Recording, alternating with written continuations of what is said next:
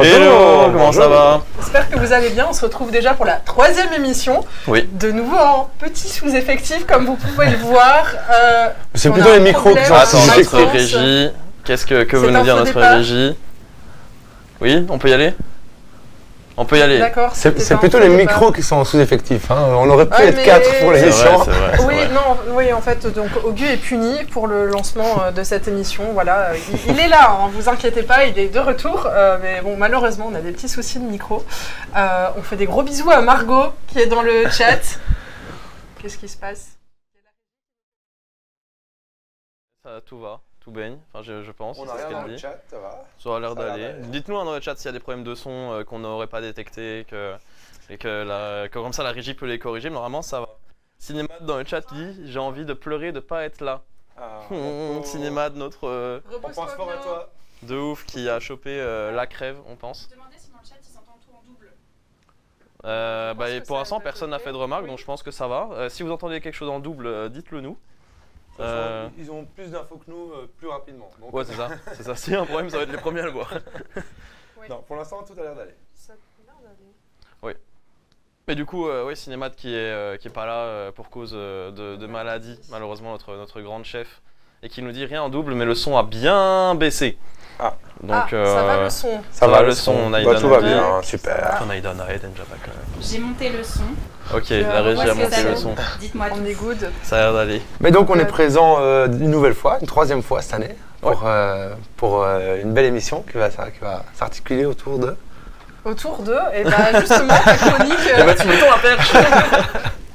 Oui, je dis c'est quoi mon sujet, ensuite on enchaîne. Non, on va finir avec toi. On présente quand même les sujets ou pas? Bah oui, tant qu'à faire, allons-y, donnons le menu du soir. Alors le menu, Tariq, qu'est-ce que tu nous présentes aujourd'hui? Moi je vais faire la fin d'une saga qui a duré quand même pendant 5 à 6 mois. C'est la grève ou les grèves à Hollywood qui sont passées. Et on est arrivé sur un accord, mais plus généralement, pourquoi ils ont manifesté et dans l'histoire, les manifestations, comment elles se sont déroulées et pourquoi il y a eu ça cette année. D'ailleurs, si je puis me permettre, un petit shout-out à Paul Lecointe. Je sais pas si t'es tombé sur son article, qui est donc un membre, celui qui fait live rap avec Tariq et moi, qui avait fait un super article, je trouve, sur la grève à Hollywood qui a été publié chez Tarmac. Donc si vous avez envie d'aller le lire, foncez. Encore. Et du coup, on suivra avec Augu aussi, qui nous parlera des PFAS, de l'enquête. Des PFAS. Des PFAS, oui. Ça se dit PFAS. Il y a un problème de prononciation. Ça fait une semaine que je dis PFAS. Hein, et donc, il y a eu une grosse enquête RTBF sur le hashtag investigation. On enchaînera avec toi, Aline. Oui, on va parler du diabète, parce que c'était la journée mondiale du diabète mardi, donc on va faire un petit peu, mais dis-moi Jamy, on commence à avoir l'habitude dans d'office. Et ensuite on a un super invité, cette fois-ci on a un invité, qui est Harold de Saxe, qui est avocat et coprésident de l'Observatoire international des prisons, donc il viendra nous parler du système carcéral belge. Et toi, Jonas, qu'est-ce que tu nous prépares? Eh bien moi, je peux peut-être commencer en fait tout simplement. Un peu de comble pour parler de diabète et que je ne puisse pas être là. Oui, c'est vrai. J'étais triste en écrivant la chronique là tantôt. J'étais un peu triste, mais bon. Je vais faire de mon mieux, promis. Mais du coup, moi, mon sujet, vous allez le découvrir parce que spoiler, je suis là. J'espère que. Pas pour longtemps. Oui, pas pour longtemps, c'est vrai, malheureusement. Je ne fais que ma chronique aujourd'hui et ensuite, je devrais partir parce que j'ai des obligations ailleurs. Mais donc voilà, aujourd'hui, j'ai pu venir correctement au studio. Pas de tempête à l'horizon. Je suis arrivé sain et sauf jusqu'ici, contrairement à la semaine dernière. Mais franchement, je suis content d'être là parce que cette chronique, franchement, elle vaut le détour. Je vous le dis. L'histoire que je vais vous raconter, honnêtement, elle me régale. C'est improbable, c'est lunaire et c'est au Portugal que ça se passe. Parce que le pays est secoué en ce moment par une très grande crise politique. Et pour cause, eh bien, le Premier ministre socialiste António Costa, retenir son nom, António Costa, il a démissionné le 7 novembre dernier. Et dis-moi, Jamy, pourquoi il a démissionné? Eh bien, en fait, c'est une excellente question. Pour faire simple, il faut savoir qu'il y avait une grande enquête au Portugal pour corruption qui était en cours. C'était lié à l'attribution, entre autres, parce qu'il y avait d'autres choses, de concessions d'exploration de lithium et de production d'hydrogène. Et les enquêteurs travaillaient sur les circuits d'influence, les éventuelles pressions, voire les passe-droits qui auraient pu être accordés par António Costa, donc le Premier ministre socialiste portugais. Et ça n'a pas raté, hein. Le ministre des Infrastructures, João Galamba, a été mis en examen. Super prononciation. Je suis pas trop sûr. Je pense que c'est un peu. Je pense qu'au Portugal ça dit João. João. Comme ça, et je suis incapable de le faire. Le chef du cabinet du Premier ministre, donc Antonio Costa, a été arrêté et il y a eu des perquisitions qui ont eu lieu également. À partir du moment où son nom est sorti dans la presse, Antonio Costa, il a pris la décision de démissionner. Dans un communiqué, il dit, je cite, « Les fonctions de Premier ministre ne sont pas compatibles avec un quelconque soupçon portant sur mon intégrité. Dans ces circonstances, j'ai présenté ma démission au président de la République. » Ce qui est assez honorable. Ce qui est honorable et ce qui ne se fait pas dans tous les pays, hein, n'est-ce pas? N'est-ce pas? La cam sur Joe légèrement sur X si vous savez checker à la pause. Oui, ok, la régie en prend bien note. Donc sa démission, elle a été acceptée par le président qui a déclaré, après avoir envisagé de choisir lui-même un nouveau Premier ministre, il a décidé de dissoudre le Parlement et d'organiser des élections législatives anticipées en mars 2024, le 10 mars 2024 pour être précis, donc dans grosso modo 4 mois. Quoi. Il y avait 2 choix. Oui, c'est ça. Il aurait pu choisir un autre Premier ministre. Mais tous les partis étaient pour des élections anticipées aussi. Disons que c'est une solution qui a été vraiment saluée par les partis portugais. Oui, mais en fait, il a pris ses décisions afin de, je cite encore, rendre sa voix au peuple portugais, et aussi parce que une décision qui émanait de sa seule personne, ça aurait donné, encore une fois je cite, une solution bancale qui aurait fragilisé l'exécutif. Donc là, voilà, le séisme est immense. En une semaine, au Portugal, il n'y a plus de parlement, il n'y a plus de Premier ministre, plus rien ne va. Mais là, on se dit, bon, voilà, situation pas facile, grosse crise politique, mais rien d'exceptionnel non plus, c'est des choses qui arrivent. Où est le twist, Jonas? Margot demande, donc le Costa, il reste jusque mars où il est remplacé. Là, il n'est pas là, il n'y a pas de remplaçant. Le Costa va gérer les affaires courantes. Oui, j'avais lu qu'il restait en place jusqu'au mars. C'est ça, il va rester en place jusqu'aux prochaines élections, mais il a démissionné officiellement. Okay. Il a aussi démissionné de son poste de secrétaire général du Parti Socialiste. C'est aussi à noter parce que je vais y revenir. Mais donc le twist, ne vous inquiétez pas, ça arrive. Il y a 2 jours, le parquet portugais a communiqué en indiquant avoir commis une erreur dans la transcription des écoutes téléphoniques liées à l'enquête. Et cette erreur, c'est pas n'importe laquelle. Ouais, donc dans l'enquête, il y a eu une erreur, quoi. Ouais, c'est ça. En fait, une sacrée erreur. On a contrôlé ses appels téléphoniques, on les a écoutés et il y a eu une erreur là-dedans, dans la transcription de ces écoutes téléphoniques. En fait, d'après le ministère public, ce n'est pas le chef du gouvernement Antonio Costa qui était cité dans ses appels, mais bien son ministre de l'économie, Antonio Costa Silva. Un Costa peut en cacher un autre. Vraiment. Qui est donc cité dans une des conversations téléphoniques qui a été observée. Bon, ça fait un peu désordre, hein, parce que visiblement les enquêteurs n'ont pas ciblé le bon Costa. Quel enfer, ouais, de ouf. Vraiment, Moi, quand j'ai lu ça, je trouvais ça un peu surréaliste, parce que je me dis, mais dans une décision aussi importante, c'est fou quand même de pas de bol, il y a eu 2 personnes au gouvernement qui ont le même nom, quoi. Oui, mais c'est surtout, en voyant l'affaire, je me dis, même le Premier ministre, il doit quand même pas être super net pour démissionner, même si c'était pas lui qui était concerné par les faits vraiment qui étaient reprochés. Ouais, t'as l'impression qu'il s'est dit, il doit quand même avoir un truc, quoi. C'est vraiment, bon, t'es pas net, Baptiste. C'est un peu ce dont je vais parler maintenant.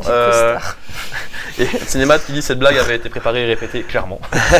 Préparée et répétée il y a 3 heures, mais préparée et répétée quand même. Cela dit donc, est-ce que le désormais ex-premier ministre a démissionné pour rien, comme ont pu le titrer certains médias francophones? Je ne donnerai pas de nom. Là, ça se corse un peu. En fait, en plus des écoutes téléphoniques, il y a eu des perquisitions, comme j'ai dit. Et ces perquisitions, elles ont eu lieu dans le bureau du chef de cabinet d'Antonio Costa. Il faut suivre, parce que ce bureau du chef de cabinet, il se situe au domicile, à la résidence officielle d'Antonio Costa. Et en fait, dissimulé entre des pages de bouquins et des caisses de vin, on a quand même trouvé 75 000 € en petites coupures. Donc, on ne sait pas d'où elles sortent, on ne sait pas d'où elles viennent, mais quand même anguille sous roche, quoi. Oui, parce que l'enquête menait sur une possible corruption, c'est ça? Oui, c'est ça. Donc, à grande échelle, donc il y a d'autres personnes qui sont impliquées. C'est ça, en fait, l'idée c'était quand même de sonder l'entourage, de surveiller l'entourage d'Antonio Costa. Quand tu retrouves 75 000 balles dans les locaux, dans le bureau de son chef de cabinet, c'est un peu délicat et il y a mammouth sous gravillon. Il y a plus qu'anguille sous roche. Donc, en plus de ça, oui, je l'ai dit, ses proches sont directement impliqués dans ce scandale. Donc à l'heure actuelle, il faut rester prudent, parce que seul l'avenir nous dira si Antonio Costa, donc le Premier ministre, pas l'autre, s'est rendu coupable de corruption ou non. Mais de là à dire qu'il a démissionné pour rien, là par contre c'est peut-être un peu en dire trop pour l'instant, quoi. Parce que maintenant, ce qu'il faut faire en revanche, et c'est ce qu'ils font beaucoup au Portugal, c'est regarder vers le futur parce qu'il s'annonce vraiment incertain. Notamment parce que depuis le début de cette polémique, il y a un parti politique qui utilise chaque information du scandale pour servir son programme. Et il s'agit de, je ne sais pas si la prononciation sera bonne, Chega. C-H-E-G-A, qui veut dire, je pense littéralement, il y en a assez ou quelque chose comme ça en portugais. Pardon. Quand Gu est pas là, elle s'y met, allez. Et non, ça c'est les dangers du live, il n'y a pas de... J'ai pas fait de vanne sur le vent en début, donc bon, finalement, il fallait que je me rattrape. Mais donc, ce parti Chega est un parti populiste d'extrême droite qui a fait de la lutte contre la corruption l'un de ses piliers. Et selon les mots de la journaliste Mafalda Andros, que je vais donc citer, il était un discours de grand nettoyage de bandits en attisant la peur et le ressentiment, avec un discours justifié, sécuritaire et xénophobe. Ils sont anti-LGBT, ils sont anti-immigration, ils sont anti beaucoup de choses, quoi. Selon les derniers sondages, ce parti Chega serait le 3e parti politique avec le plus d'intention de vote au moment du scandale. L'humour a quitté le chat. difficile, compliqué. C'est Augu qui dit ça, hein, excusez-moi. Mais... Donc ce parti, ce serait le 3e parti politique en ce moment au niveau des intentions de vote, derrière les deux partis un peu historiques de centre-gauche et de centre-droit, avec 13% d'intention de vote au moment où on parle, ce qui est presque le double du score qu'ils avaient fait lors des dernières élections législatives de janvier 2022. Donc on voit que pour l'instant, ils ont vraiment le vent en poupe, quoi. Et donc ils vont surfer sur cette vague de possible corruption et enquête. Clairement, c'est ce à quoi on s'attend, en fait, dans les prochains mois, c'est de voir Chega continuer dans cette lignée-là. Ce nouveau scandale de corruption, clairement, il arrange rien. Ça a un peu donné du faux... Non, c'est comment? C'est de la farine à leur moulin, je pense que c'est ça l'expression. De l'eau au moulin, plutôt? Ouais. Ah ouais, merde. Pardon, excusez-moi. Du truc au cochon aussi. Elle est un peu, oui. Avec Cinémat qui dit « Oh my god, roue libre aujourd'hui ». Ah ouais, c'est vraiment la roue libre. Là, ça fait 15 minutes même mais pas. Ça c'est vrai que ça m'arrive souvent de mélanger les expressions, désolé pour ça. Mais bon, là où on peut se montrer un peu moins alarmiste et se dire que finalement c'est peut-être pas si grave que ça, c'est que les élections anticipées n'ont lieu entre guillemets que dans 4 mois. Donc ça laisse à la polémique le temps de retomber un petit peu. En théorie, Chega va gagner des votes, ça a l'air assez inévitable, mais peut-être pas tant que ça en fait. Il faut aussi noter que la différence d'autres démocraties européennes, au Portugal, les principaux partis de centre-gauche, donc le Parti Socialiste et le centre-droit, ont jusque-là plutôt bien résisté à la vague populiste. Ouais, mais du coup, tu as quand même une peur que la population perde la confiance des deux grands partis. C'est ça. À cause de justement ces 2 nouvelles enquêtes qui ont été ouvertes. Parce que, du coup, il y a 2 enquêtes. Hein. Tu en as une pour les 75 000. Il y a une enquête à part pour le Premier ministre actuel. Aussi, et en fait, c'est ça qui a un peu jeté l'opprobre sur lui, c'est que l'enquête de corruption, certes, elle vise son entourage, mais à côté de ça, maintenant, il y a vraiment une enquête approfondie juste sur lui qui a été ouverte, et c'est aussi à cause de ça qu'il a démissionné, quoi, parce que vraiment, non, il est dans le viseur de la justice, quoi. Ouais, il faut tourner cette fois sa langue avant la charrue des bœufs, exactement. Donc, les alliances avec les partis populistes et globalement d'extrême droite ont été justement jusqu'à présent exclues, et je vais donner un exemple. Suite à la démission d'Antonio Costa de la tête, de son poste de secrétaire général du Parti Socialiste, il y a un nouveau secrétaire qui va être élu. Antonio Costa. Ah non. Encore. Hein. Et en fait, l'actuel ministre de l'Intérieur, José Luis Carneiro, qui est donc candidat à ce poste, a déjà déclaré qu'il était, je cite encore une fois, prêt à soutenir un gouvernement de droite, modéré, si nécessaire, afin d'éviter la constitution d'une coalition intégrant Chega. Et c'est quelque chose c'est un discours qui se retrouve aussi du côté droit. Donc globalement, même si on n'est jamais à l'abri d'un revirement, évidemment, enfin c'est la vie politique, quoi, ça devrait être exclu pour les prochaines élections, quoi. Alors que retenir de cette affaire? Grosso modo, c'est que tout le monde au Portugal regarde vers l'avant. Le Parti Socialiste a annoncé qu'ils ne passeront pas les 4 prochains mois à discuter d'une affaire juridique, mais plutôt à l'élaboration de leur futur programme.